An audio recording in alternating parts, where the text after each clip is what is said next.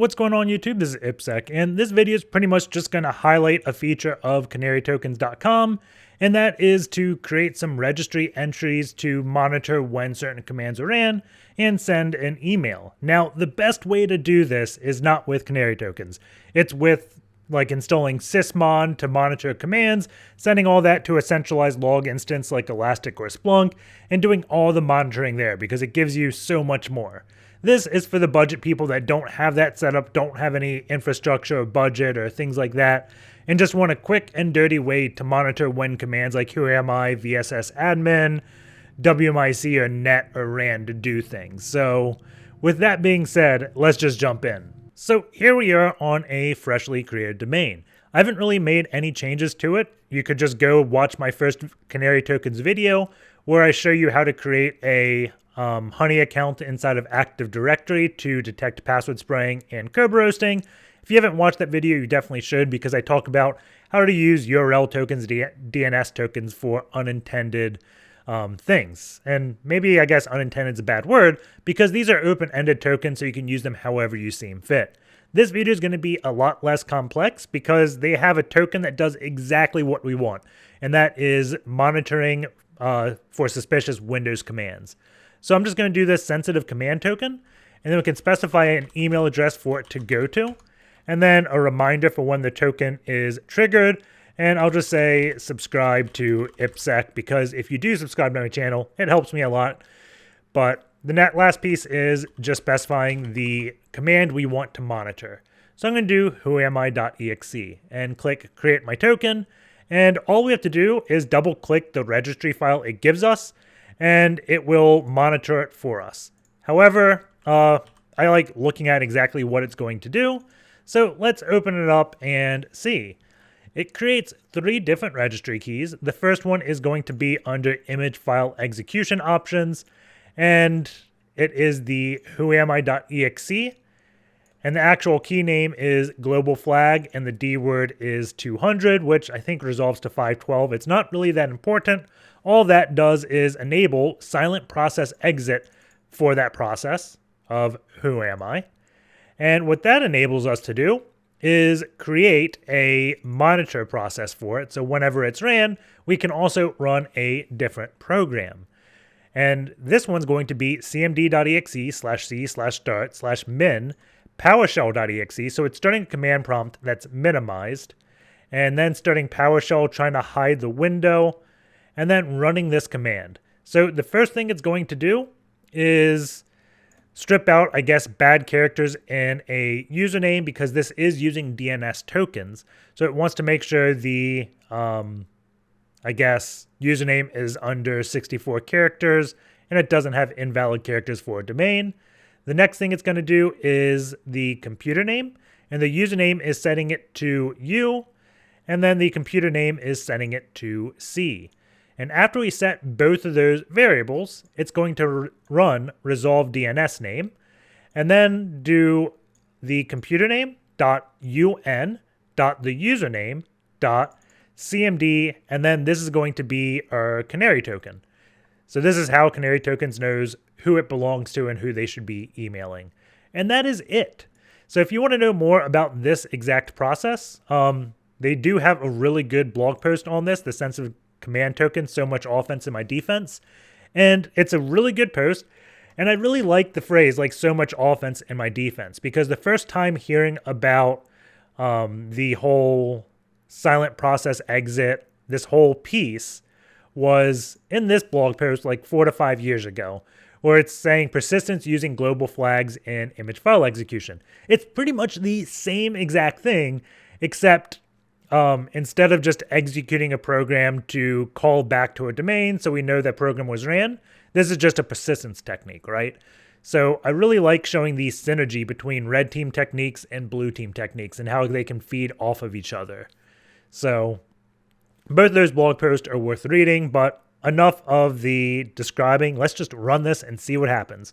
So double clicking this, clicking run, and yeah, I want to continue. What can go wrong? And then I'm going to look at my email. There's nothing here. We should be running CMD now, and then do whoami. And this is another thing. We can see a window did pop up when I typed that, we should get a email any minute now. There it is, saying that the command was ran. And because this is using DNS tokens, you can't really take this source IP seriously, but we see username administrator executed whoami on this host. So the next thing I want to do is I'm going to do whoami/priv. I want to see if it actually gets the priv piece of the token. I don't think it does. I'd be amazed if it does. But this is showing more about so much offense in my defense, because who am I? You may think that's a benign command, right? But it's one of those commands no real domain user is going to run because they logged into the system as themselves. So they know who they are. The people that run who am I are going to be the people that are attacking the system. And I wonder if when we run who am I, do I have to have that exe/priv? Because I didn't get an email. Let's see, I'm waiting for it. So I wonder if we put arguments in, it doesn't actually go. That wouldn't be great. We're definitely resolving the DNS, but I'm not getting any email. There we go. Canary token was triggered. So I'm going to run whoami/priv and then wait like a minute. Well, the command prompt came, so I'm guessing this is some built-in spam detection. I'm sending too many emails, and Canary Token doesn't want to send me 5 emails for the same thing. So I'm guessing there's some type of rate limiting in, and it will only send 1 email every minute, maybe? I don't know. So we'll come back to that. I'm pretty sure arguments work, and we also don't have to put .exe on this command because we see that second box popping up when we type this command. But again, what I was saying before, I'm not sure if I finished my train of thought, is attackers will run whoami after they get on a system to make sure they are who they think they are. Sometimes when they run like in packets ps_exec, they don't know if their system or the user that they type credentials to. So they run whoami. Or when they exploit a web server, they do whoami/priv to see if they have the SE impersonate privilege that may enable them to run like a potato-style exploit. So this is one of those good commands to run, and one of the important things for blue teams to understand the red team process, because if you just asked a random blue team that has no offensive knowledge, he won't know why whoami is a significant command. But that's enough of that rant. Let's run this again, because any rate limit should be over. So let's give it 5. There we go. We have the command, and it just says whoami was ran. We don't get any extra details. So maybe at the end of the video, we will use a web token and get extra details from this. That sounds like a fun thing to do. But this is still very manual for installing. If I had like 50 computers I want to install this on, I'm not going to have a fun time double-clicking this registry thing every time. So let's chain this up, and we'll go back to CanaryTokens.com. So let's create a new token. So we get a new DNS name. And if we didn't do this, it wouldn't be the end of the world if we just reused the old token. However, our email would be saying we got whoami was ran and not net. So that would get confusing. So I'm going to say thanks for subscribing. If you didn't subscribe, you definitely should now, unless I'm a liar. So let's create this token, download the file, and we'll come back to that file in a minute because we want to install this in Group Policy so it goes to all of our computers. So I'm going to right-click on our domain, create a GPO, call it Canary Token, and then let us edit this and go to User, Preferences, Windows Settings, Registry, create a new registry item, and we're going to select where whoami is. So we can just edit it and change it to net because that would be the quickest thing. So HKey local machine, software, Microsoft, Windows NT, current version, then the image file execution, whoami, and double click global flag. And we change this to just be net where whoami is, click apply, and now we got it there. So let's repeat that for the other 2 keys. So local machine, software, Microsoft, Windows NT, current version, SilentProcessExit, whoami, and you can't highlight multiple, unfortunately, so you have to do this twice. Let's start with reporting mode because we have to edit less. And change who am I to net. Click apply. And then new registry item. And this will be the last one for this key. Software. Microsoft Windows NT. Current version. SilentProcessExit. And the monitor process. And what we want to do is, well, first change this to be net. And then update the command to be our new canary token, right? So let's put that there. Open a new one. Go to the latest. Copy. Paste the new domain. Highlight. And replace the command. Apply. And now the group policy is created. However, it's going to take a little bit of time for it to be populated on our machine. I can refresh. You can hear me. You can see it. Nothing's happening. If I do gpupdate/force, it'll force the group policy to update now. And we can see net.exe magically got created. Additionally, if we go to, instead of SilentProcessExit, the image file execution options, and look for net, it is here as well. So everything looks to be good. Let's check our email. We have nothing. So I'm going to do net group local admins, is it? Or net local admins? Or we're getting emails.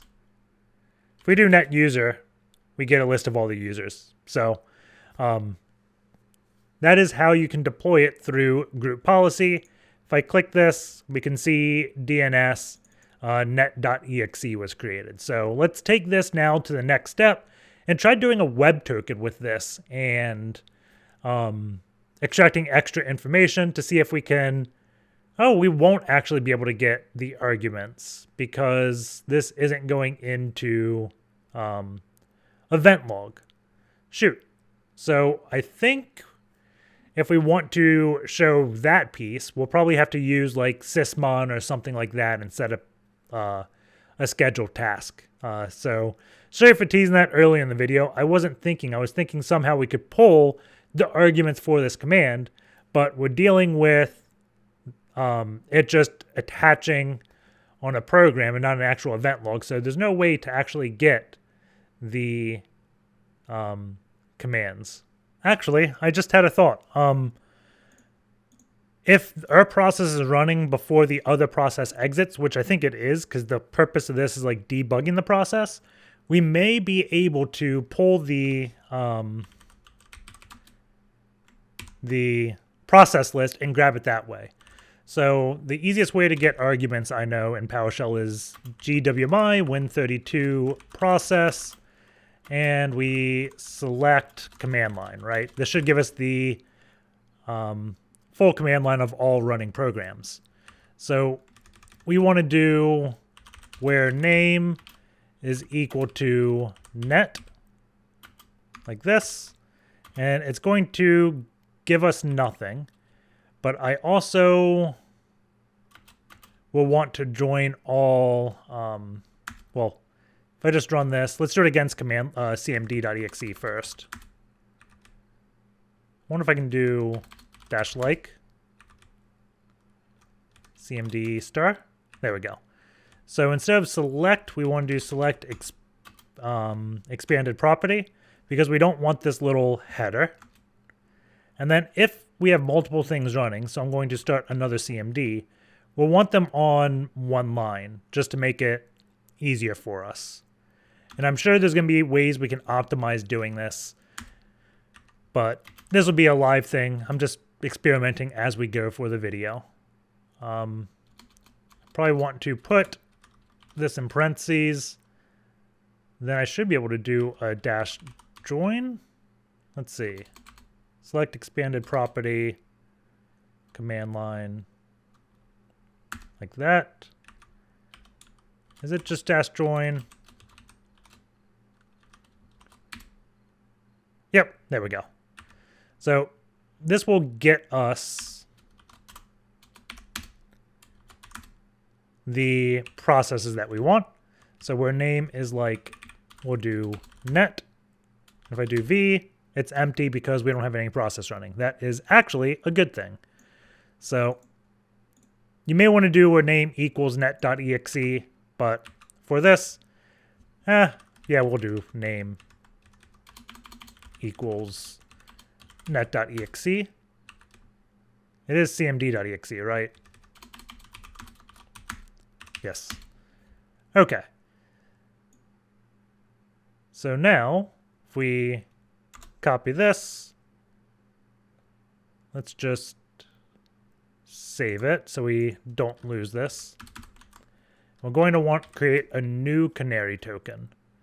So let's go here, CanaryTokens, and this time I'm going to do webbug root at ipsec.rocks. Please sub. Okay, so we have this token.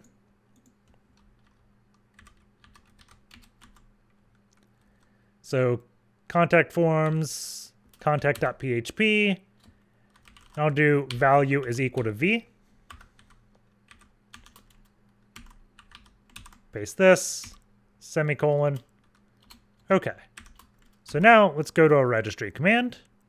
Let's go to the SilentProcessExit net.exe.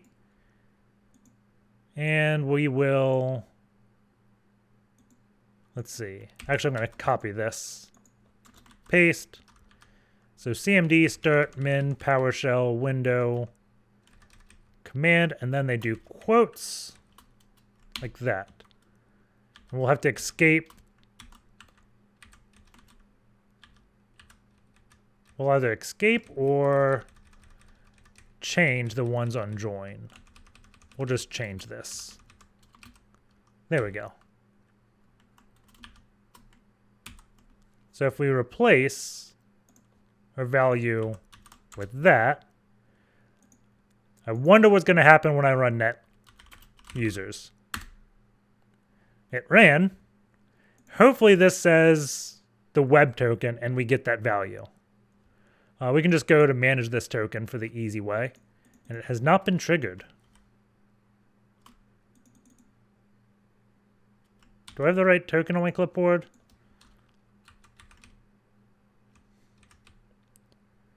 Where is that curl? Oh, shoot. We did not put the curl in. So we executed it, but we do need to curl. There we go. Monitor process, paste. So now let's run net users. Refresh. Has been triggered once. And that's the memo. I don't know why the value's not here. Normally the value is. Let's just put it at the user agent. That'd be the easiest thing to do. So get rid of this. I wonder if this value has to be specific things. I thought we could just jam any value in there, but for some reason that did not work. But user agent's not important to us, so we can just replace that. And paste. Net users. And it's also possible the value is blank and like it just didn't send, right? So let us go back to this token, refresh. We have 2 hits. And the user agent is cmd.exe, not net. Womp womp. So let's fix that. GWMI process net.exe. Third time is the charm, right? Net users. Refresh this page. There we go. The user agent is blank. So it does not look like this works. Unless we screwed something up, but I'm guessing this is running after the process exits, which sucks. My great idea did not pan out.